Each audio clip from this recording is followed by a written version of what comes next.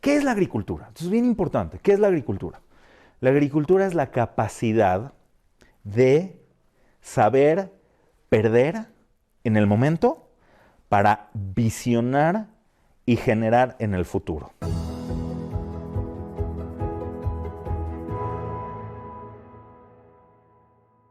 El tema de hoy que vamos a ver tiene mucha amplitud, pero lo podemos aplicar en todos los aspectos de la vida.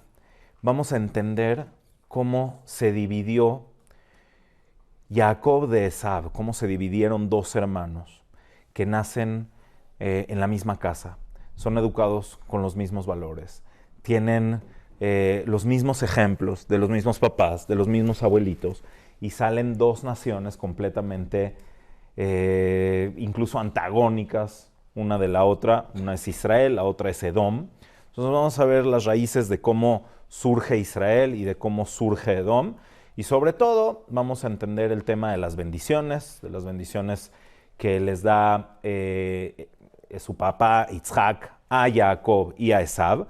Y también el tema de la primogenitura, toda esta narrativa que tenemos en la Torá acerca de la primogenitura que le debería haber correspondido a Esav, le tocaba a Esav, y al final se la entrega a Jacob. Entonces vamos a ver primero la base de lo que la Torá cuenta, por si cualquiera no la sabe bien, entonces para que estemos ubicados en la historia de lo que dice la Torá, y a partir de ahí vamos a lo que sigue.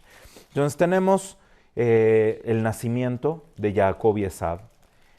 Rivka está embarazada de ambos, obviamente sin saber que tiene dos hijos en su vientre. Entonces tenía la Torah dice que están en un constante movimiento. Se mueven dentro de ellas sus hijos. Y ella se angustia mucho por este movimiento que tiene en su vientre, en su vientre cuando está gestando a estos dos bebés. ¿Por qué? El Midrash explica.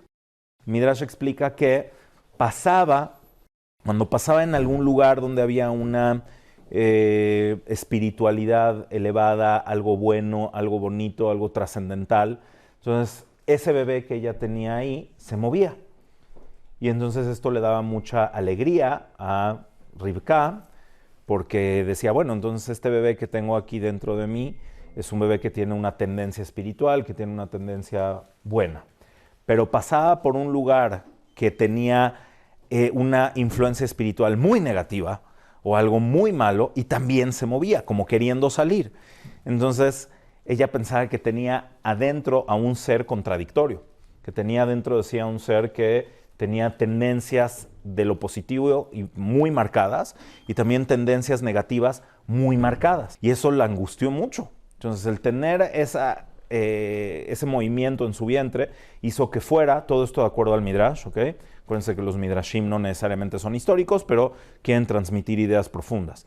Entonces ella acude con uno de los sabios de su generación, que probablemente haya sido Shem, el hijo de Noach, o Eber, el hijo de Shem, a preguntar qué es lo que está pasando. Y le dijeron, de manera profética, no te preocupes, ¿sí? Shene goim bebitnech, tienes a dos naciones en tu vientre, Ushne leumim meaich y paredu, vas a tener a dos naciones que se van a separar de tus entrañas, o sea, ya desde tus entrañas están separados, ulom milom yematz, una nación de la otra va a estar cada vez en pugna, va a ser más fuerte uno o más fuerte el otro, Verrab Ya'abod Tzair, y el mayor va a estar subyugado, va a estar supeditado al joven. Esta es la profecía que recibe Rivka. Nacen estos dos niños, Jacob y Esav. Esav, todo lo que estamos diciendo está en los Midrashim, en el Midrash Rabbah principalmente. Esav es una persona que desde que nace, su constitución física ya aparenta madurez, ¿ok? Por eso se le llamó Esav. Esav significa que ya está hecho. Es un niño que, o sea, como así ya grande, incluso tenía ya cabello, todo según lo que dice el Midrash. Por eso le dijeron, Esav, está ya casi hecho. Y el otro es Jacob. ¿Por qué es Jacob? Porque nace tomado del tobillo de su hermano. Entonces, lo tomó del tobillo y le pusieron por eso Jacob. Jacob está tomado del tobillo. Akev es tobillo. Pero hay un juego de palabras interesante acá. Porque Jacob también puede tener que ver con un cierto tipo de engaño. Eso es lo que vamos a ver más adelante. ¿Okay? Entonces, Vaigdelu Nearim, la Torah simplemente dice que los jóvenes crecieron. Vahi Esav ish yode atzaid ish sadeh. Esav era un hombre que sabía cazar, un hombre de campo. Ve Jacob ishtam. Jacob era un hombre de plenitud o un hombre simple. Al mismo tiempo la plenitud y la simpleza están siempre relacionadas. Yoshevo alim es este paradigma de la persona que estudia. Yoshevo alim, los ohalim, la palabra ohel en hebreo bíblico representa las tiendas. ¿Qué son tiendas? Es una persona que está en una introspección, es una persona que está dentro de las tiendas. ¿Qué es lo que se puede hacer dentro de las tiendas? Estudiar o meditar o ser alguien espiritual. Entonces la Torah dice aquí algo muy extraño. Vayehav Yitzhak et Esav kitzaid befiv. Yitzhak amaba a Esav porque tenía en su boca caza. Esto es dual. Se puede entender porque le llevaba comida, le llevaba una buena carne, le llevaba un buen bistec, ¿sí? Y entonces lo amaba porque le traía esta comida. Pero también tiene la intención de entender que había cierta caza, cierta emboscada en Esav que había atrapado a Yitzhak. O sea, la caza de Esav no es nada más salir al campo a cazar animales, sino que también en su boca, en la boca de Esav, hay una fórmula de cazar personas de manera seductora, ¿ok? Y el Midrash explica que Esav le demostraba a su papá que era una persona muy preocupada en lo espiritual o muy preocupada en lo práctico, en cómo se hacen las mitzvot más detalladas, y de tal manera que le daba una cara a su padre que lo hacía quererlo, y fuera de casa, cuando estaba en el campo, era otro tipo de persona. ¿Okay? Entonces, no es de que no amara Yitzhak a Jacob, pero tenía una tendencia por favorecer a Esav, que además era su primogénito en cuanto al tiempo de su nacimiento, porque nació antes. Entonces, ve Rivka o Ebetet Jacob. Rivka tenía una tendencia por un amor más hacia Jacob. Entonces, ¿qué pasa acá? La narrativa de la Torah habla de dos tipos de personas, ¿right? Y no nada más en este caso. Se da, si quieren una lectura padrísima, buenísima, en inglés, hay en español, hay un libro de Rav Soloveitchik que se llama The Lonely Man of Faith, en español es El solitario hombre de fe, que la traducción más correcta sería el hombre solitario de fe. ¿Okay? Pero es muy interesante el libro, no puedo resumirlo todo en una clase, pero esta dicotomía o esta separación entre dos entidades en la humanidad no solamente pasó con Jacob y Esav, pasa con Caín y Hebel, hay dos narrativas de la creación de Adán en el libro de Bereshit al principio. Entonces vamos a entender que hay un paradigma del ser humano como cazador y un paradigma también como el ser humano que es pasa por ser un agricultor, por ser un pastor y llega a un nivel de espiritualidad mayor, que es la persona que está en las tiendas dedicado a lo espiritual. Entonces, Esav llega el momento donde Yitzhak cree que ya es anciano, que ya ha llegado el momento de morir, y Yitzhak quiere darle bendiciones a su hijo, a Esav. Bueno, Yitzhak no era una persona tonta, ¿ok? Entonces, de alguna manera, cuando se dice que Yitzhak le quería dar ciertas bendiciones a Esav, es porque también entendía que Esav necesitaba un cierto refuerzo en algo conductual en él. El punto es que Yitzhak quería que existiera una sociedad hermanada entre Jacob y Esav, que entre los dos llegaran a ser Israel. ¿Okay? Pero él obviamente no sabía que existía esta profecía donde Esav y Jacob son excluyentes. No es algo, podían haber sido complementarios, pero al final terminaron siendo completamente excluyentes uno del otro. Entonces hay que entender eso, por qué Rivka tenía tan marcada esta diferencia y por qué insistía demasiado en que no había forma de que ellos estuvieran en una unión o en un complemento, porque ella ya lo había sentido, lo había vivido y lo tenía muy claro que no iba a pasar. El ser humano, no nada más Jacob y Esav, el ser humano, por naturaleza, ¿sí?, tiene esta intención de ímpetu, de caza, de dominio, de conquista. ¿Ok?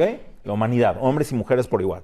Tenemos esta tendencia hacia ser cazadores.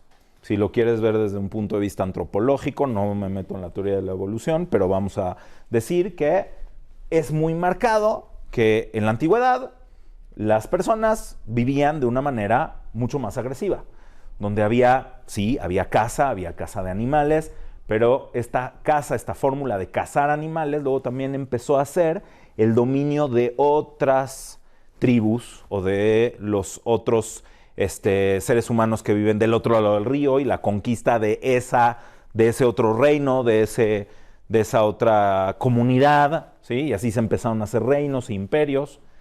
Entonces, hoy en día quedan muy pocos cazadores-recolectores. Hay una tribu de cazadores-recolectores que existe todavía, tal cual, o sea, sin meternos en broncas evolutivas o no evolutivas. Existe todavía una tribu de cazadores-recolectores que se llama la tribu Hetzabe en Tanzania. Bueno, ¿cómo vive esta gente? Son nómadas que se mueven a donde va la manada de los animales. Sí, o sea, van las cebras o van los antílopes, sobre todo, ¿ok? Y estos cuates van siguiéndolos. Se despiertan en la mañana, tienen muchos perros. Tienen muchos perros que les ayudan en la cacería.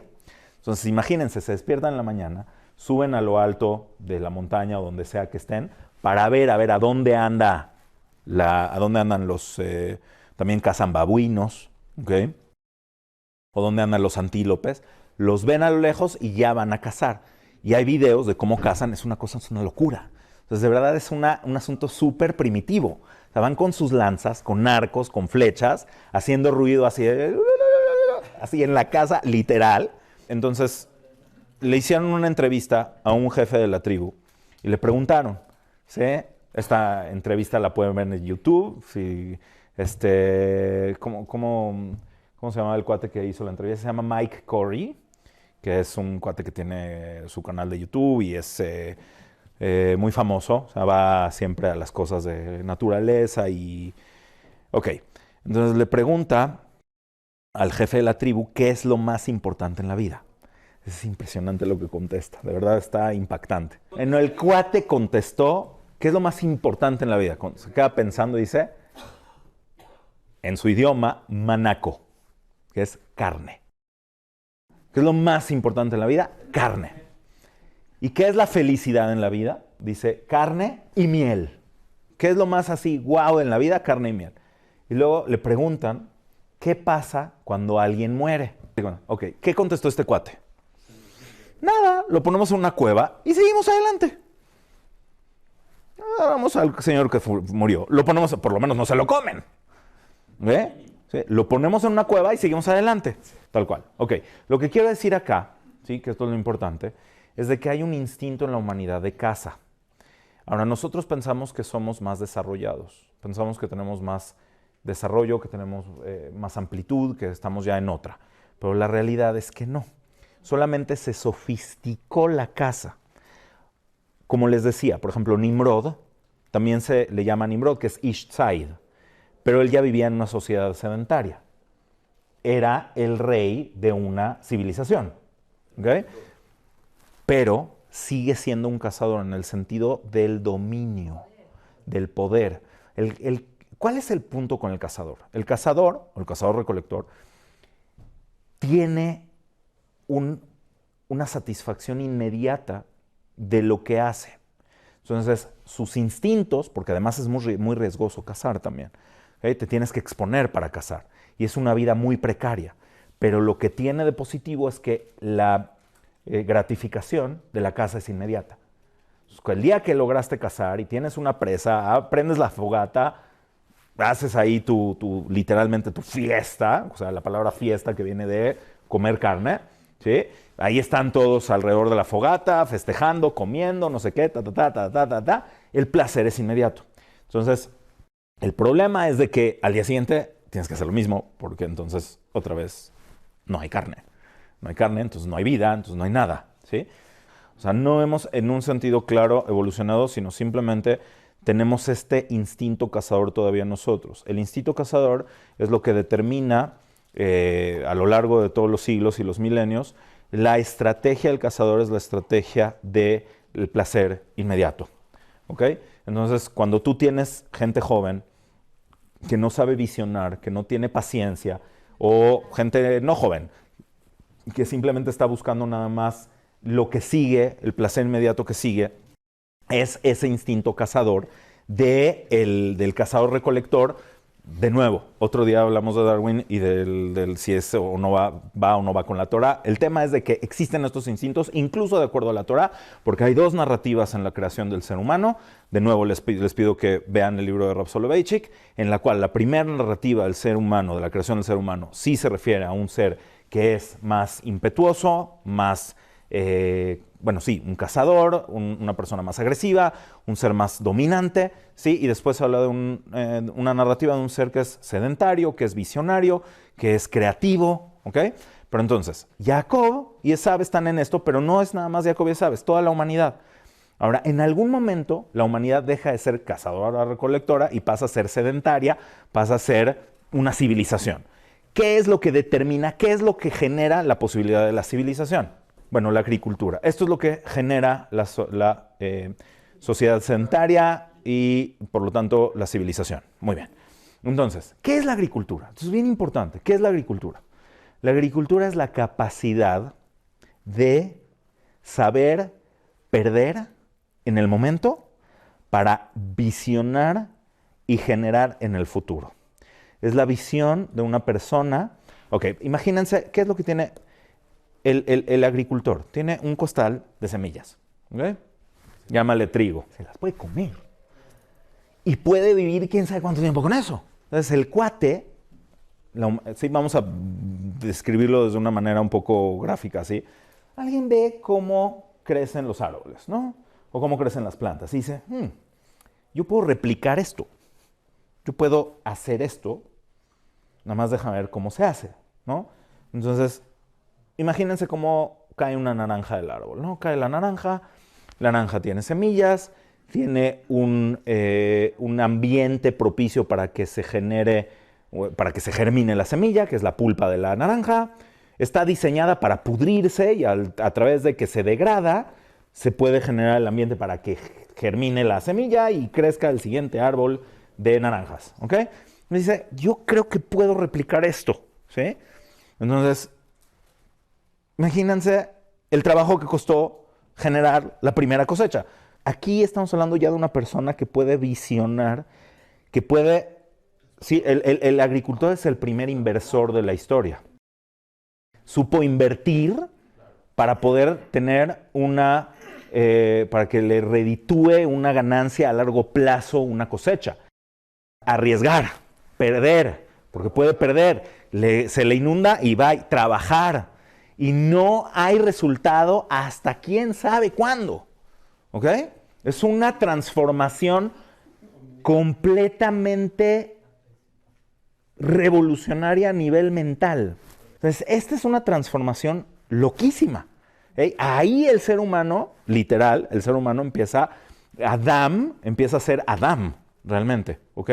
Pero no se pierde el cazador sigue ahí, ¿sí? Entonces, fíjense, esto es el punch de esta clase, ¿ok? Que hay mucho más, no lo puedo resumir así, o sea, de verdad esto se pasa en un libro, pero hay mucho más de esto, nomás quiero que podamos entender esto. Yitzhak entendía muy bien a Esav. Yitzhak no era tonto. Yitzhak veía que también hay algo bueno en el ímpetu del cazador. El cazador que es una persona que sabe arriesgar, que sale, que quiere crecer. O sea, el cuate quiere dominar, pero porque siente que tiene una fuerza, ¿ok? Entonces, lo que le quería dar, las bendiciones que le quiso dar Yitzhak a Esav, son bendiciones de un agricultor. Entonces, eso te hace saber que Yitzhak sabía perfectamente lo que estaba pasando con Esav. Veiten lecha Elohim, mital hashamayim umishmanei haaretz verob dagan vetirosh. Hashem te va a dar lluvia del cielo y lo más bendito de la tierra. Te va a dar mucha cosecha de uva, te va a dar mucha cosecha de trigo. ¿Sí? Quiere decir que lo que le está diciendo es aprende a tener paciencia. Tienes cosas buenas, pero aprende a tener paciencia, aprende a visionar, a invertir, no a tener el placer del siguiente momento. Entonces quiten esto lo pueden aplicar en todo lo que quieran. En la educación de sus hijos, en el trabajo, en el negocio, en lo que quieran pueden aplicar esto. Pero en lo espiritual también. ¿Sí? En el ser humano perdemos demasiado en el hecho de decir quiero ahorita tener un placer inmediato. ¿Sí? O sea, lo que la Torah al final te propone es una vida espiritual que implica utilizar esta vida para poder crecer mentalmente, intelectualmente, espiritualmente y dar frutos de algo que puede ser mucho más productivo que cualquier cosa material. ¿Okay? Ahora, el agricultor todavía tiene otra bronca, que es lo que dice el Rambam de cómo surgió la idolatría. Que el agricultor empieza a ver que la lluvia, que el viento, que el fuego, entonces empieza a idolatrar a los elementos, tratando de sobornarlos para que le beneficien su trabajo, su cosecha. Pues ahí está la idolatría, ¿okay? Que también es una cosa que hay que saber trascender. Gente como Abraham Avinu, o sea, lo que hizo, no nada más él, muchas personas, se dieron cuenta de que hay un orden cohesivo en todas estas fuerzas que parecen contradictorias. Entonces se entiende, que es lo que le dijo Yitzhak, y ten leja Elohim, el ser que domina todos los elementos, ¿sí? El único, no una multiplicidad de deidades. Si tú entonces aprendes a tener esta conexión, a través del trabajo de la tierra, aprendes también a tener conexión con el Creador. ¿Okay? Aprendes a valorar el trabajo, aprendes a valorar el tiempo, a visionar, a invertir, todo, pero sobre todo, a que tú no mandas, brother. Tú sembraste, tú trabajaste, sufriste, sudaste la gota gorda, y si todo va bien y Hashem te ayuda, vas a salir adelante. Pero no mandas, no dominas. El cazador quiere dominar. El cazador quiere decir, yo aquí mis chicharrones truenan. Entonces, ¿qué es lo que tiene que ser? Literalmente que sea violento. Y cuando es un antílope, ya de por sí es bastante suficiente violencia. Pero ¿qué tal cuando se trata de dominar a otra sociedad? O a otro país, o guerras, o matanzas, o conquista. Ahora, por eso Am Israel tiene que tener una tierra. Por eso no somos nómadas del desierto. Por eso la importancia de, ok, ya, Dios, entréganos la Torah y vámonos al desierto o vámonos a las montañas y vamos a ser una sociedad completamente espiritual. No, porque es irreal y es disfuncional. ¿Sí? Entonces, Esav no pudo con esto. Cuando se dio cuenta de que él quería mantener esta doble relación con su padre, sí, pero no, pero sufrió muchísimo. Y siempre le va a echar la culpa a Esav a Jacob de que Jacob le robó lo que le pertenecía. Pero realmente, Vaíbes Esav et Abejorá. Esav con sus acciones despreció lo que le tocaba. ¿Okay? Pero siempre Esav se quedó con las ganas de ser Israel. ¿Okay? Entonces al final Jacob, la vida, Hashem, lo sacó de su tiendita, lo sacó de su espiritualidad absoluta, ¿okay? Porque tienes que trabajar la tierra también. Entonces fue con Labán y tuvo que ser un pastor y tuvo que trabajar durante 21 años. O sea, todo eso lo llevó a que esa espiritualidad pudiera, porque al final las verajot de Yitzhak, que le quería dar a Esav, se las dio a Jacob. Entonces también el pueblo de Israel necesita estar en una tierra donde pueda labrar la tierra, donde pueda tener esta relación de trabajo, pero al final, ¿qué pasa? El agricultor luego tiene un salto más, que es la ganadería. Cuando tú tienes animales que además los tienes que cuidar. Y cuando los cuidas, aunque al final aprovecha su lana, aprovecha su leche e incluso a veces su carne, la relación que crea El pastor con su rebaño es lo que permite la profecía. Todos los profetas fueron pastores. El agricultor trabaja la tierra, esto, lo otro, todo. Pero luego está la persona, como Moshe, por ejemplo, o como Abraham, o como Jacob, que tiene una responsabilidad del bienestar de otros seres. Entonces, no es nada más un pastoreo de borregos. ¿Cuándo tienes ese contacto con Hashem? Cuando tienes esa responsabilidad de también nutrir a otros seres, de que pasan a ser tu responsabilidad y los tienes que cuidar, los tienes que llevar a donde hay comida para ellos. Obviamente está el tiempo y la soledad que implica poder meditar y todo esto, pero es la responsabilidad. El pastor, el que tiene que cuidar a estos animales, genera un vínculo. ¿Okay? Entonces, Am Israel tiene muchísimas mitzvot que están relacionadas con la agricultura y que están relacionadas con el pastoreo, con los rebaños, con esto. Y tenemos prohibido comer carne producto de caza. Pero lo que la Torah permite es consumir la carne de un animal solamente cuando ese animal tiene una paz en su... O sea, para que un animal sea kasher lo tuviste que haber cuidado, tiene que estar sano, tienes que revisar su carne, todo. Hay tantas reglas para comer carne que lo que la Torah te está diciendo es no la comas, ¿sí? Solo cuando realmente es necesario. Y ese animal no murió en un acto de cacería. No murió en que te saliste, le tiraste una flecha, lanza, no. O sea, tienes que tener al animal en un estado de paz, en un estado de tranquilidad, para poderle hacer shejitá, ¿ok? Y ya después de que le hiciste shejitá, que además es una forma, es una anestesia fisiológica, la shejitá es tema también para otra clase, pero incluso cuando la Torah te permite comer carne, te pone una cantidad enorme de reglas para que reduzcas la violencia. Bottom line, para que cerremos el tema de la clase, la dicotomía o la separación entre Jacob y Esav es una separación en la humanidad entera. ¿Okay? Y entonces esto demuestra cómo la humanidad poco a poco, de acuerdo a la narrativa del Rambam, se va acercando al Creador, va refinando su forma de obtener la vida, pero seguimos en el mismo riesgo de seguir siendo el mismo cazador que Nimrod, que Esav, que la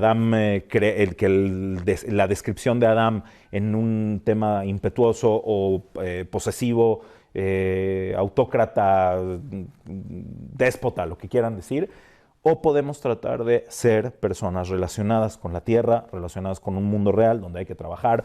No, la tierra no nada más, la cosecha no tiene que ser una uva o no tiene que ser una espiga, puede ser tu trabajo, puede ser tu negocio, puede ser tu familia, pero hay que saber ver a largo plazo. Adán es la tierra, Adamá, el ser humano es la tierra, tienes que saberte trabajar también a ti mismo, a tus hijos, y crecer y llegar a ser una persona adulta que pueda asumir la responsabilidad de un rebaño, de tu familia, ¿ok? De tu familia, de otros seres que van a empezar a depender de ti, como papá, como mamá, como mentor, como maestro, como lo que sea.